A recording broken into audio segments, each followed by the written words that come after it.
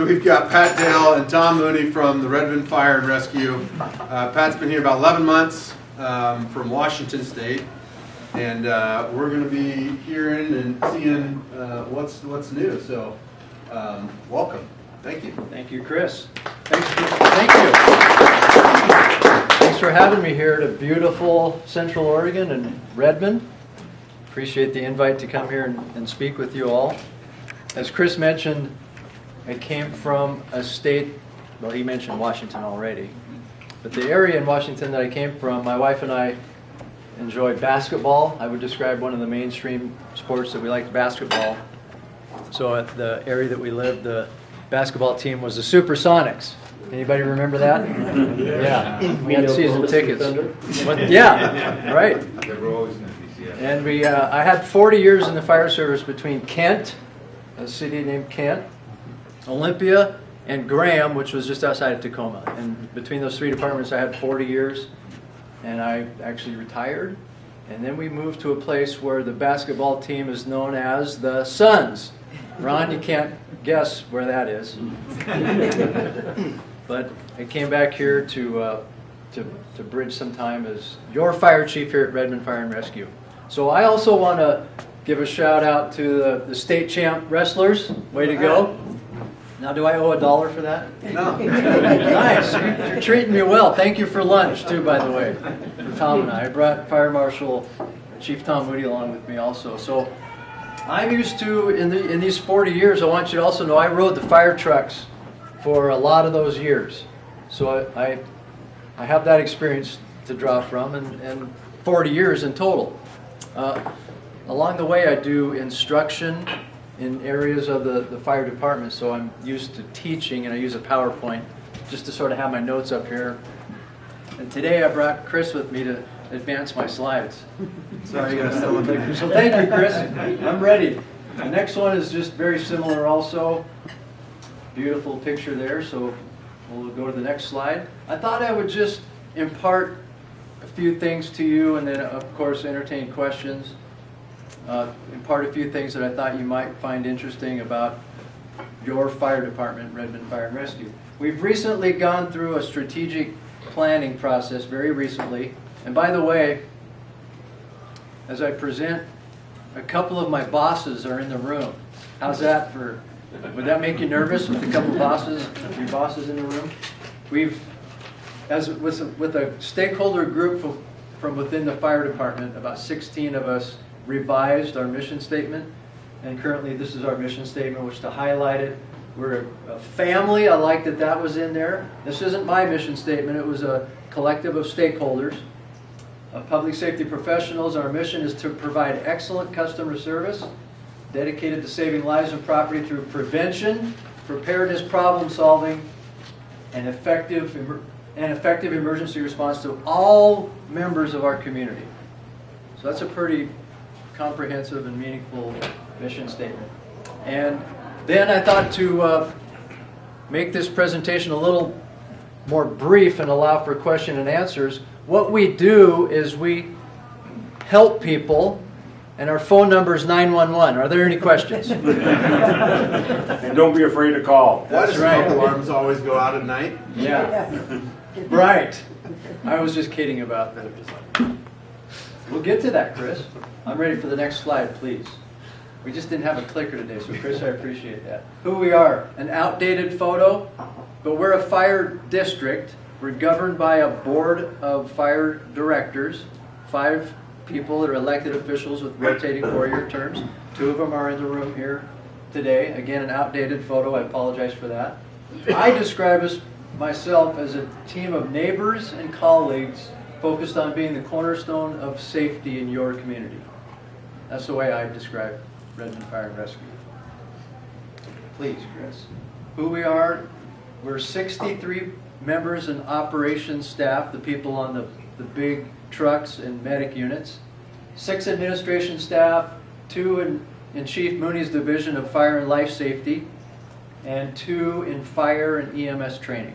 So that's in total what the members that make up Redmond Fire and Rescue. This is a pretty terrible map for a PowerPoint in a room this size, but I'll just say what we cover is approximately 133 square miles within the city of Redmond, and then 294 square miles of an ambulance service area. From my experience, that again was all in the state north of here, that's a huge area. Now it gets sparsely populated, of course, as you get outside the city limits, but large area, about 67,000 in population. Last year with 4 fire stations, one downtown, one in Terrebonne, Client Falls, and the airport. Those are our 4 fire stations. And last year we responded to 7,126 calls for service. So some of our units are very busy. And then the map, again, the orange area is just a description. It's pretty hard to see in this PowerPoint slide, so I just described it, what we cover. Thanks, Chris. And then what we do, the image I chose there was actually probably the biggest brush fire that we had last summer off of, help me out, Tom. Obsidian. Yeah, Obsidian. And it was about 10 or 11 acres and a very windy day, so it was wind driven, and we weren't able to hook it quickly, so it spread very quickly because of the wind. What we do, the next slide please, Chris.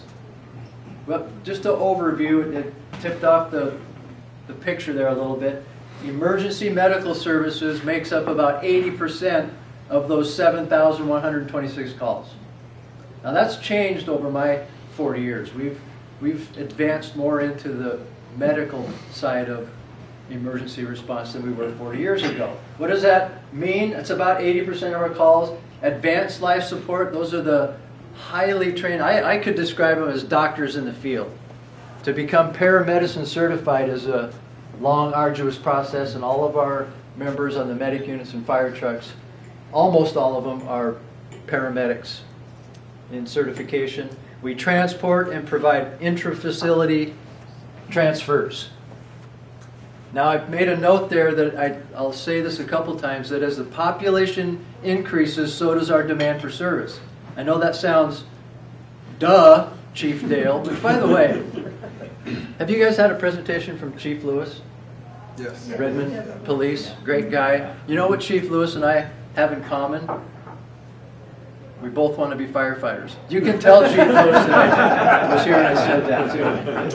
It seems logical that as the population increases, so does our demand for service. I'm going to talk a little bit more about that. Yes, sir. Emergency services, if the fire department wasn't doing this, would it just be ambulances from hospitals?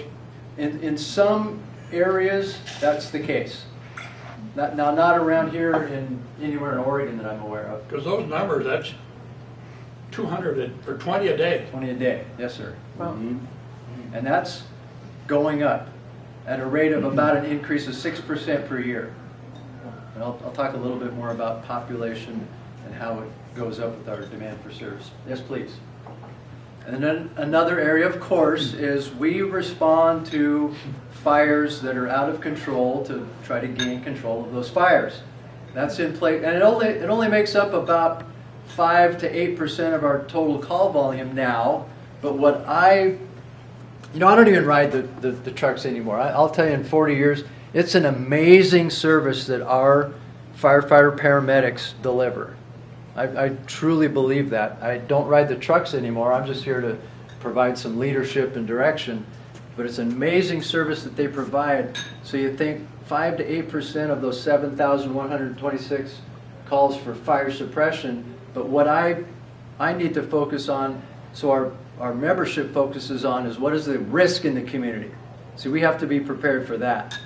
And there is great risk in the Redmond community. For fires in structures, of course. Houses, businesses, mercantile, warehouses. Fires that develop, start, and become out of control, that's what we respond to, bring control to those fires. Vehicle fires, wildland fires, rubbish fires, just to name a few. Again, the asterisk, as population grows, so does the demand for service for fire suppression. Yes, please, Chris. Also trained in hazardous materials response. So currently what you've probably been seeing in the news in Ohio, incidents like that. Now our members are trained at a sort of the entry level. We call it first responder operations, because we will respond to whatever the need is in the community first, and then there's regional teams that would bring higher trained people. It's very appropriate, I think, in the area here. There is risk, hazardous materials. We're appropriately trained at the level for first response, and then to ask for assistance from a team regional that would have a higher level of training. Now this image here is not Redmond Fire members. I got this out of a stock image, but it represents what hazardous material response looks like. Another area that we're trained in. It's a very diverse range of calls that we can respond to. It's very diverse. Okay, thank you. Technical rescue. Now this is an image out of Smith Rock, of course, on Misery Ridge. There's rope rescue, high angle, low angle, and we do respond out there a number of times every summer and the shoulder seasons out to Smith Rock. Okay, please. Technical rescue also encompasses swift water and ice rescue. There are bodies of water that go through our area, of course. And then ARF, which stands for Aircraft Rescue and Firefighting. So as I came here, I did my research, and I think it didn't sink in to myself, but you may or may not know that our staffing at the airport fire station, one person. Now I'm here to tell you this isn't based on data at this point, but in my 40 years of experience, that's not enough. There's great risk out there. Now we have work to do at the airport, but that's an area that we have. So our members have specialized training in the aircraft down rest. So are you starting to see the range that I talked about? Putting legs to any given day. See, it's quite a technical feat to bring people off of Smith Rock, whether they're dangling from their ropes or they're hikers that slid off the steep banks, with people that we might have to rescue out there. On the same day, there might be 100 souls on board an aircraft that bounces off the runway, and we're the first people that would touch that situation and those people. It's a very diverse range. I'll continue on, please, Chris, of needs. Now I'm going to turn it over to Chief Mooney to talk about our Fire and Life Safety Division, which he provides leadership for. Perfect. Thank you, Chief Dale. So like Chief just said, so Tom Mooney, Fire Marshal. So I head up the Fire and Life Safety Division at Redmond. And so we basically have 4 jobs that we're responsible for. First job is what we call code enforcement. So what that means is we go out and inspect businesses out in the community, make sure that they're safe for the public to be in and people to work there. We have about 1,400 what we call occupancies, so businesses that we can technically go inspect. Now, and realistically, in a good perfect world, we'd have 2 people going out doing these inspections, but we can't hit 1,400 in 1 year. There's just no way. It's not logistical. So we have to break those down by priorities. So our priority is now where people eat, sleep, and gather. So that's the high priority stuff. So restaurants, bars, we don't have any nightclubs, fortunately, there. Movie theaters, churches, assisted living facilities, and apartment complexes. So places where there's lots of people that gather, people might be sleeping, and there's a high risk for potential loss of life. So that's where our focus is. So that drops us down to about 694 inspections that we have to do in a year. So that keeps us busy. The second job that we do is called new construction plan review. So somebody wants to come into our fire district, wants to build a new building. We review those plans to make sure that the fire department can get to the building safely and that there's adequate water supply in the surrounding area. So if somebody comes in and tries to build something that maybe there's not enough water, there may be other requirements that they have to meet. So our job is just to catch those things up front and make sure it's safe for everybody. The third job that we do is fire investigations. So we try to figure out the how and the why fires start. A lot of times, if it involves an appliance, we'll work directly with Consumer Product Safety Commission and work with them to initiate recalls on products. So sometimes you may see like the e-scooter out there that catches fire all the time. So Consumer Product Safety Commission pushes that information out. So there's a big campaign on electric scooters right now, if you haven't seen those, about fire safety. The fourth thing that we do is public education. So we'll go out to schools, HOAs, churches, whoever wants to invite us in. We are happy to come out and talk to you about fire and life safety. The topic could be anything. escape planning from your home, fire extinguisher training, smoke alarms and how to test them. So we are happy to come out and present information to you and provide that service. Any questions about fire and life safety? Thank you, Chief. And if you I'll turn it back go over. ahead. Yeah. I was wondering, maybe in the old days, if an elderly person had trouble changing their alarm, fire alarm, like electrical connected and all that complication, do you have people that come out and do that? Yeah, we can come out to within limitations. So if it's like on a super high ceiling, 30 feet high up, Yeah. we're probably not going to be able to get that. So you may have to have a higher handyman to come in and take care of that. But if it's super easy, we can get to it and change it out, get it back up and running for you. We'll be happy to do that. Thank you for that. Yes. So the orange map you showed totally encloses some unincorporated areas of the city. How do you deal with fires there? Sorry. Okay. Sorry, the unincorporated areas, how do we serve those? That are enclosed within the city. Because there's a bunch, in your orange map, there's some areas. So that's, that orange area represents our entire fire taxing district. Yeah, well, I used to be on city council, and I know that there are some unincorporated areas totally inside the city. Yeah. Well, and I'm just wondering, if you got a call from there, what do you do? They're still part of our district. Yeah, we're still part of the district and we'll respond. So I pay that same thing you pay in outside, Yep. whether you're incorporated or unincorporated, because we're a district, not a city or separate. Exactly. Yep, so that's where we're, So you're gonna do it. Yeah. It depends on where it's at. All you gotta do is say you're gonna put out the fire. Yeah, the Terrebonne station could cover it, or Klein Falls, or our downtown station, so it just depends on where it calls at. Yeah, we'll provide that service to you.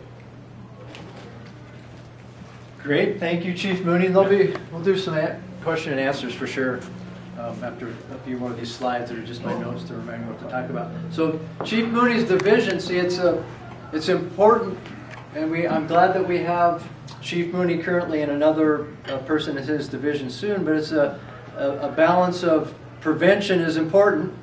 So that's an area that Chief Mooney's division focuses on. It's not entirely reactive with suppression, and of course medical is sort of different, but there's a balance that we have of prevention, and that's what Tom serves. Now there's a lot more people that we have to respond, to after something occurs, but we do address prevention through Chief Moody's division. I wanted to mention that. Involved in the community, like Chief Moody said, so I'll go through that pretty quickly.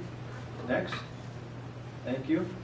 Now I want to say that, just talk a little bit about our service delivery performance. In my 40 years, I've come to describe, again, the service that we provide as time sensitive, highly technical, and staffing intensive. That's the way I describe our service. So I'll put legs to those terms in the next few slides. Time sensitive. See, the next slide, please, Chris. Thank you, sir. The time sensitive, what that means on the medical side, let's use a cardiac event as an example. The earlier we intervene in that event, a cardiac event, the higher likelihood of survival. Now that seems, again, logical, but it's critical when we talk about the map and covering areas and the way that we're staffed. I'll bring more meaning to that in a slide coming up. And then on the fires, when there's a fire that starts inside of a structure and starts to gain in intensity from incipient to a free burning fire, the sooner we can intervene. Now the way that homes are built today versus 50 years ago, the construction is very different, as you know. So fires tend to grow a lot faster in intensity, a lot quicker, and the sooner that we can intervene and bring that fire under control, the better chance we have for searching for people inside of the structure and bringing it under control. So it's about response time. Time sensitive. Next, please. Early intervention saves lives. That's just a fact. Highly technical, you can see again with my examples of from airport and aircraft down at Redmond Airport to an out-of-control fire in a 4-story building downtown, to rescues at Smith Rock, to horrific traffic accidents on Highway 97. It's a wide range of safety that and risk that we take on in our community. Highly technical. Next, please. And then staffing intensive.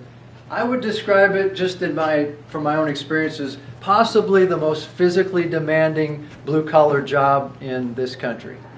Now, I haven't worked all other jobs, but for the first 30 minutes, especially when there's fires that are out of control in buildings, the first 30 minutes are highly intensive physically, because we occupy spaces inside buildings where we have to be breathing the air on a tank with a mask on to survive.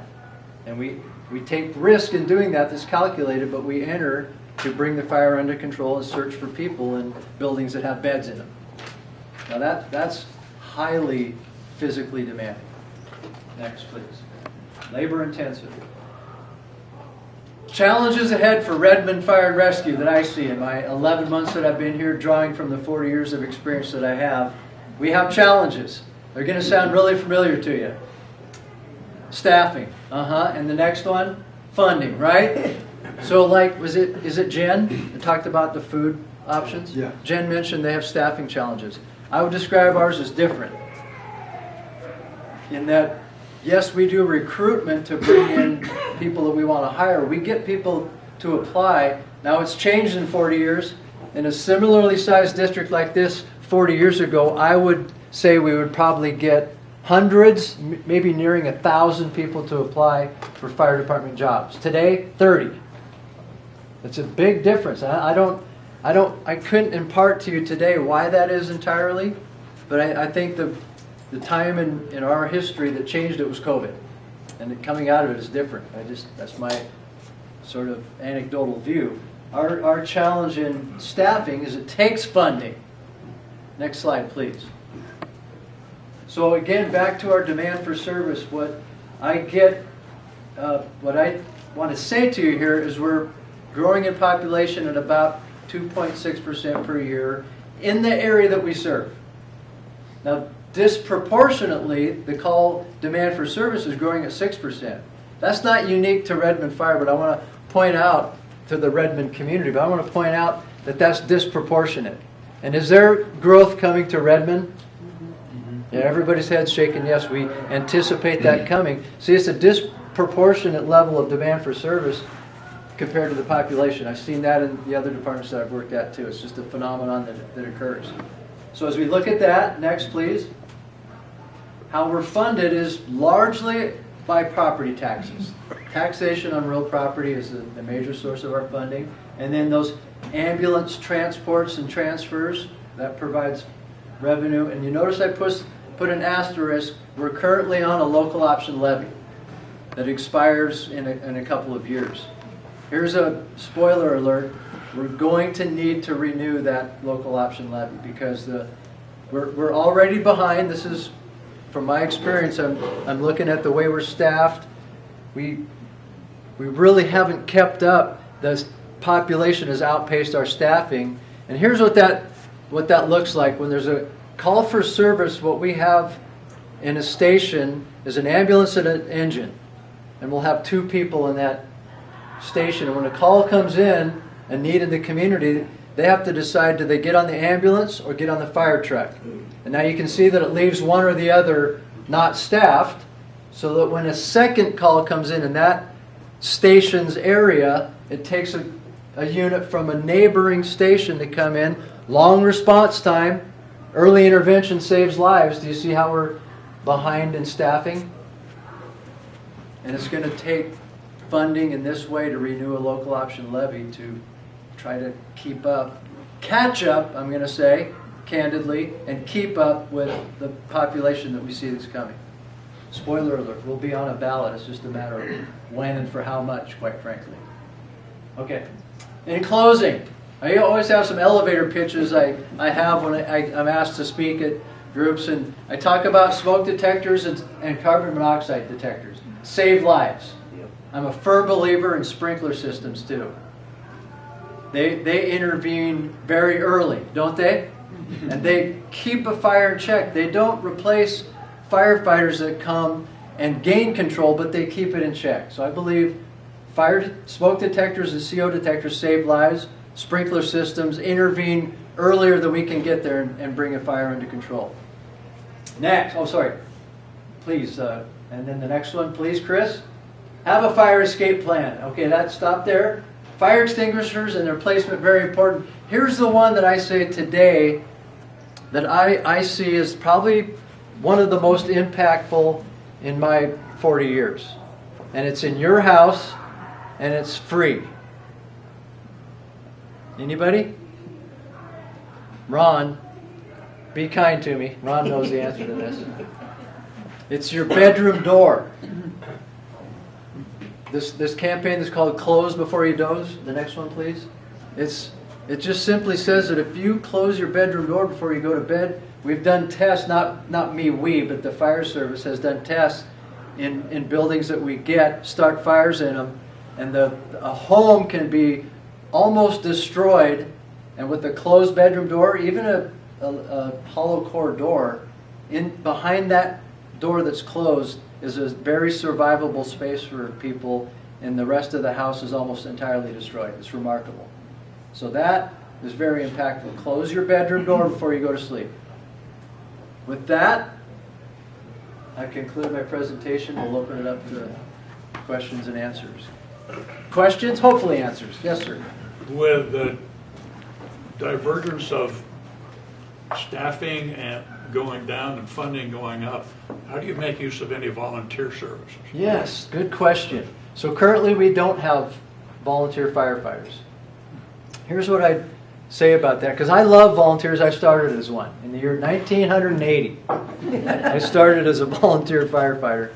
What's occurred in those over 40 years is that model of a person that comes from their home with some notification in the community. Sometimes there was big horns or bells or whistles or sirens, and people would come to the fire station and volunteer to be the firefighters. That is a dying model in really our country, at least the western half of the United States.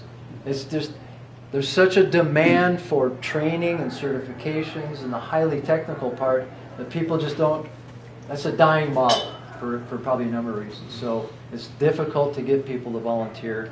We do have people that help out, some people in other ways with the radio systems and any other thing they do. So One thing that came to my mind was Okay. when you were talking about inspections Right. of facilities, something like that doesn't take firefighting skills as a volunteer. yeah. So that's where it gets tricky again. So Chief was talking about the training and certification. So the state of Oregon has put more requirements on top of us that we have to be certified under certain ORSs. We have to have certain levels of certifications before we can even go out and do an inspection. So it's hard to get those individuals trained and certified and maintain those certifications on a yearly basis. Boy, and the liability you take on without them is enormous. That's changed too, honestly, in these 40 years that I have in fire service, this litigious nature of things.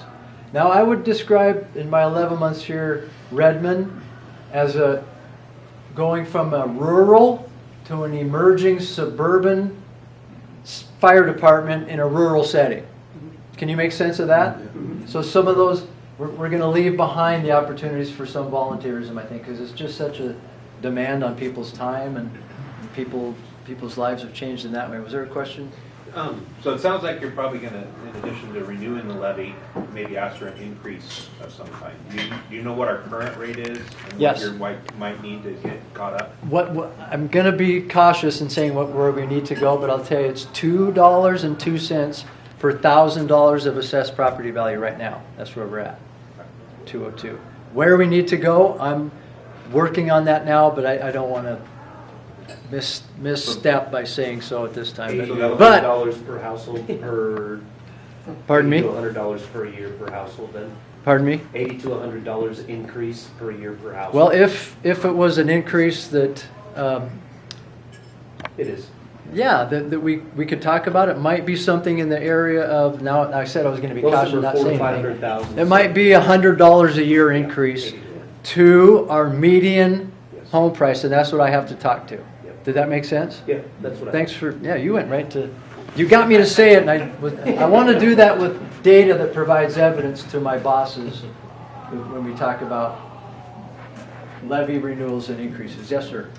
I grew up on a farm, and I remember barn fires, and the neighbors who gather around. It's part enjoyment and part trying to help. Right. So I'm thinking, I haven't seen anything that was a fire, obviously a fire, other than the grass fires or wildfires. And except for the ones you showed, you had a picture of, I think, the hotel on the south end. I did. Was that fourth level? I mean, 4 floors up was where the fire was, or what? Because I never heard much about it. Okay, it was before my time. I It believe was. I believe Chief Mooney can talk about. Yeah, it originated on the 4th floor on the east side of the building with an HVAC unit. And it was only, have they opened finally, or? Yes, Well, that was 2 Okay, years I thought ago. it was quite recent that they managed. yeah, to- 2020. It was in 2020. Time flies, right? So my question really is, why is it that buildings under construction are so frequently affected by at least small fires? Is that carelessness among the workers? Is it something that the fire marshal should be working on? Or I don't get it, why that happens so often. You know, buildings under construction are more susceptible to a quick fire spread because obviously the walls are open, they have exposed studs. The Yeah. sheetrock is not in place yet, where it really provides that level of protection. Sprinklers. Yeah, sprinklers they may be installed, they're not activated yet. Not So, yeah, working so there's a huge section within the fire code that talks about construction fire safety. And so when a new building comes in, we plan review it, we have a whole document we give them about construction site fire safety. And as we have time, we make spot checks on those construction sites. Yes, sir. I asked this question because 45 years ago, I was a volunteer in a fire department. Okay. And we had no women, and we had an ambulance crew that needed women, especially like for a rape situation. I had to fight like mad to get one lady on the fire department to be on the ambulance crew. My question is, what percentage of the crew now is female? Oh. No, More than one. I'll say, so it's more than one. I think it's between 4 and 5 People. females, yes. I don't know the So what is that a percentage of 75 in total? I'll tell you, it's not enough. And similarly, 45 years later, if we have 4 or 5, and I think that's what it is, 4 or 5 females of the 72, 75 employees, that's a very low percentage, isn't it? I should point out that 3 years later, she was an officer on the ladder crew. Nice. You hired a good one there. If speaking of hiring, if we have someone that might be interested, or if we know, how would they go about applying, or who would they talk to? Yes, contact the fire department, go to our website. Okay. And we're going to open up right away. Awesome. Yeah, to hire some, just vacancies, we are. It's open right now. We are? Because we have vacancies, Oh, that's just a few, 3 to 5. There I goes think. spending money. Yeah, boss, we're going to open that up really soon. It's important. Yes, thank you. Probably the website's the best place. Okay. Yeah, website, Facebook, Instagram, we're all over it. Next door. Yeah, the last slide. Oh, there it is. Facebook, Twitter, Instagram, we have a presence on those social. Jump back on you there. All right. Well, thank you very much for coming. Thank you for having We got a couple of little gifts for you. Just some of our branded Kiwanis pens. Really? So Well, thank you very much. And Appreciate thanks for it. lunch. Yeah. You Thanks bet. for having us. Thanks It's a for having pleasure to me. be here. Thank you. Let me